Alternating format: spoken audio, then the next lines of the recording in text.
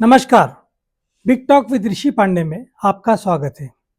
दोस्तों, आज पूरे 15 दिन हो चुके हैं। इजराइल, अमेरिका और ईरान के बीच में जो युद्ध चल रहा है उसने हर आम व खास को, पूरी दुनिया को तनाव में डाल दिया है। एक ऐसा युद्ध जिसमें हमारा कोई लेना देना नहीं, एक ऐसा युद्ध जिससे हमारा कोई स्वार्थ नहीं जुड़ा हुआ है। वह युद्ध हमारे जीवन को बुरी तरीके से प्रभावित कर रहा है और निकट भविष्य में इसके दुष्परिणाम और भी ज्यादा हमको देखने को मिलेंगे। अगर मैं आपसे कहूं कि 7 समंदर पार चल रही जंग आपके किचन का बजट गड़बड़ा सकती है, आपकी नौकरी पर खतरा ला सकती है, तो शायद आपको अतिशयोक्ति लग सकती है। लेकिन जो हालात हो रहे हैं उसको देखकर लगता है कि वह दिन दूर नहीं जब मेरी ये बातें हैं ये सही साबित होने लगेगी। इस वक्त मिडिल ईस्ट में ईरान, इजराइल और यूनाइटेड स्टेट के बीच बढ़ता तनाव पूरी दुनिया की धड़कन तेज कर रहा है। हालांकि भारत इस युद्ध में सीधे तौर पर शामिल नहीं है, उसकी कोई भूमिका नहीं है, लेकिन इसके झटके दिल्ली के बाजार से लेकर गांव की गलियों तक महसूस किए जा सकते हैं।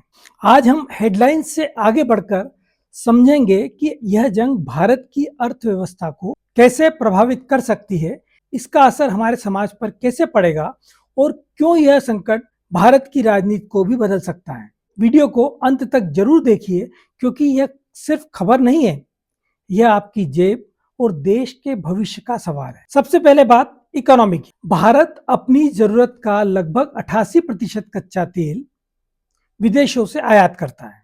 एक बहुत बड़ा, जो भारत चूंकि एक बड़ा देश है तो यहाँ की आवश्यकताएं भी बड़ी है, तो 88% जो कच्चा तेल है वो विदेशों से आता है। अगर मिडिल ईस्ट में तनाव बढ़ा तो एक्सपर्ट का मानना है कि कच्चे तेल की कीमत $120 प्रति बैरल तक पहुंच सकती है और कुछ विश्लेषक तो इसकी कीमत $200 प्रति बैरल तक भी आंक रहे हैं। अब इसका मतलब क्या है?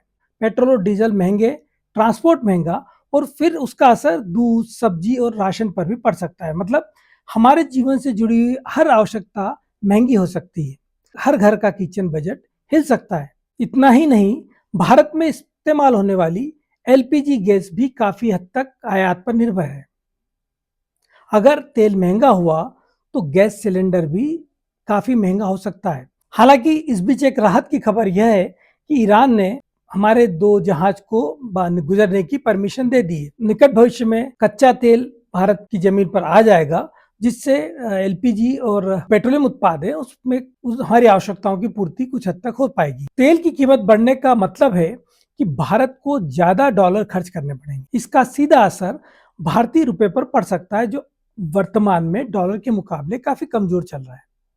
अगर रुपया कमजोर हुआ तो मोबाइल फोन, इलेक्ट्रॉनिक्स उपकरण और अन्य कई आयाती चीजें सब महंगी हो जाएगी। और असर किस पे पड़ेगा? असर पड़ेगा सीधे आपके और हमारे जेब पर। यानी महंगाई का एक नया चक्र शुरू हो सकता है यदि यह युद्ध समय रहते नहीं रुका तो। हालांकि अभी इसके कोई आसार भी नजर नहीं आ रहे। अब दूसरी बात करते हैं शेयर बाजार। शेयर बाजार पर वैश्विक तनाव का असर भी दिखने को मिल रहा है। पीएसई, सेंसेक्स और निफ्टी 50 सभी हाल के दिनों में भारी गिरावट देखने को मिल रही है। 13 मार्च को जो शुक्रवार था, उस दिन जब बाजार बंद हुआ तब सेंसेक्स 1470 यानी करीब 1500 पॉइंट गिर चुका था। एक बड़ी गिरावट थी और करीब 74,563 पॉइंट पर बंद हुआ, जबकि निफ्टी 488 अंक गिरकर 23,151 अंक पर बंद हुआ है। इस गिरावट में निवेशकों के 10 लाख करोड़ रुपए डूब गए हैं। बहुत बड़ा आंकड़ा है ये, 10 लाख करोड़ रुपए इस जंग की भेंट अब तक चढ़ चुके हैं। अगर आपका पैसा भी शेयर बाजार में लगा है तो एक सवाल है, क्या आपका पोर्टफोलियो भी लाल निशान में है? कमेंट करके जरूर बताइएगा। मिडिल ईस्ट दुनिया के सबसे व्यस्त हवाई मार्गों में से एक है। मतलब कहीं भी जाना हो आपको भारत से तो मिडिल ईस्ट में से गुजरना ही है। एशिया से यूरोप और अमेरिका जाने वाली तमाम फ्लाइटें मिडिल ईस्ट के ऊपर से ही गुजरती है। अगर युद्ध के कारण इन देशों ने अपना एयर स्पेस बंद कर लिया तो उस स्थिति में फ्लाइट्स को एक लंबा रूट लेके जाना पड़ेगा।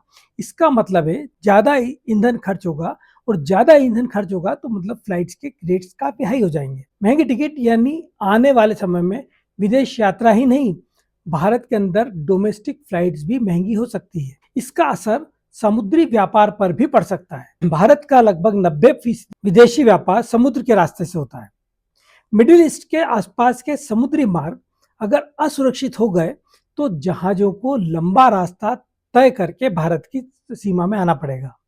इससे माल ढुलाई महंगी होगी, सप्लाई चेन प्रभावित होगी, बाजार में सामान महंगा हो सकता है। अब हम बात करें हमारी सोशल लाइफ पे क्या होगा।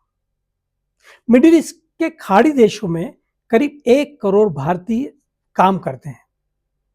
केरल, बिहार, यूपी, तेलंगाना, तमिलनाडु समेत कई राज्य हैं जहां का एक बड़ा तबका पढ़ा लिखा नौजवान, बेरोजगार नौजवान मिडिल ईस्ट में नौकरी करता है। लाखों परिवारों का घर उन्हीं पैसों से चलता है जो वहां से भारत भेजते हैं। अगर वहां हालात बिगड़े तो नौकरियां खतरे में पड़ सकती है, लाखों भारतीयों को वापस लौटना पड़ सकता है। इन हालातों में भारत सरकार को इतिहास का सबसे बड़ा निकासी अभियान फिर चलाना पड़ेगा। सवाल यह है कि क्या हमारा सिस्टम इसके लिए तैयार है। अब बात राजनीति की। आज के दौर में विदेश नीति सिर्फ कूटनीति नहीं रही, यह एक राजनीतिक और चुनावी मुद्दा बन चुकी है। भारत के सामने एक मुश्किल संतुलन है। एक तरफ हमारी रणनीतिक साझेदारी है इजराइल के साथ। हाल ही में आपने देखा होगा प्रधानमंत्री नरेंद्र मोदी इजराइल होकर आए हैं। दूसरी तरफ ईरान और अरब देशों के साथ ऊर्जा और व्यापारिक रिश्ते हैं। ऐसे में भारत के प्रधानमंत्री नरेंद्र मोदी के लिए यह संतुलन बनाना आसान नहीं होगा। उधर विपक्ष पहले ही महंगाई और बेरोजगारी को लेकर सरकार पर हमले कर रहा है। उससे एक नया मुद्दा मिल गया है विदेश नीति का। विपक्ष का आरोप है कि प्रधानमंत्री नरेंद्र मोदी ने भारतीय हितों को अमेरिका के सामने गिरवी रख दिया है। इजराइल और अमेरिका से रिश्तों के चक्कर में ईरान जो उसका पुराना साझेदार है, ईरान जो बुरे वक्त उसके काम आया है भारत के, उसके साथ भारत का व्यवहार युद्ध के शुरुआती दिनों में ठीक नहीं था। हालांकि अब प्रधानमंत्री नरेंद्र मोदी ने ईरान के राष्ट्रपति से बात की, हमारे विदेश मंत्री वहां के विदेश मंत्री से सतत संपर्क बनाए हुए हैं और हालात को सामान्य कर रहे हैं। कौन से हालात? युद्ध के नहीं, वो हालात जो कि हमारे देश की महंगाई को प्रभावित कर सकते हैं। मसलन हमारे जो टैंकर फंसे हुए हैं उन टैंकरों को भारत के लिए आने की इजाजत। तो दोस्तों, यह जंग सिर्फ 2 देशों के बीच की लड़ाई नहीं है, इसका असर आपके हमारे किचन, आपकी हमारी नौकरी, आपकी बचत और देश की अर्थव्यवस्था के साथ साथ देश की सियासत पर भी पड़ सकता है। अब सवाल आपसे, क्या भारत को इस संकट में मध्यस्थता करनी चाहिए? क्या भारत मिडिल ईस्ट में शांति स्थापित करने में कोई भूमिका निभा सकता है? अपनी राय कमेंट बॉक्स में जरूर बताएं। आपको बिग टॉक विद ऋषि पांडे कैसा लग रहा है यह जरूर बताएं। कोई विषय यदि आपके दिमाग में हो जिस पर आप हमसे चर्चा करना चाहते हो वह भी जरूर बताएं। आज के लिए इतना ही, फिर किसी नए विषय के साथ आपके साथ जुड़ेंगे। तब तक के लिए आज्ञा दीजिए। नमस्कार, जय हिंद।